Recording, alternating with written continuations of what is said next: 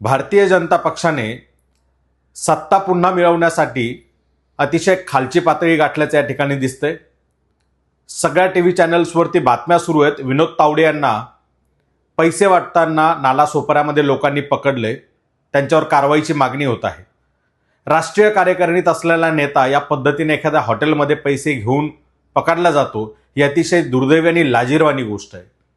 एका बाजूला सर्वसामान्य माणसाला निवडणूक लढणं अशक्य करून टाकायचं, अवघड करून टाकायचं, दुसऱ्या बाजूला हजारो कोटींचा पाऊस या ठिकाणी पाडायचा आणि जनतेला पूर्णपणे विकत घेण्याचा प्रयत्न करायचा, अशी ही निवडणूक सध्या या ठिकाणी दिसते।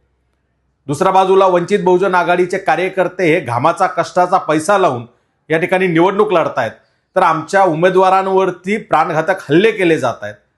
हर पद्धतीनं आम्हाला या ठिकाणी अडवण्याचा प्रयत्न केला जातोय।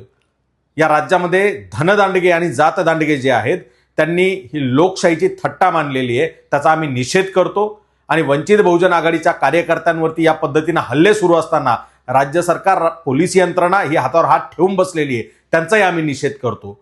जनता या पैसे वाटणाऱ्यांना, या जनतेला विकत घेऊ पाहणाऱ्यांना योग्य पद्धतीनं धडा शिकवेल 20 तारखेला, असा आशावाद आम्ही या ठिकाणी व्यक्त करतोय। आणि पुन्हा एकदा या पैसे वाटणाऱ्यांचा, या धनदांडग्यांचा जाहीर निषेध करतो।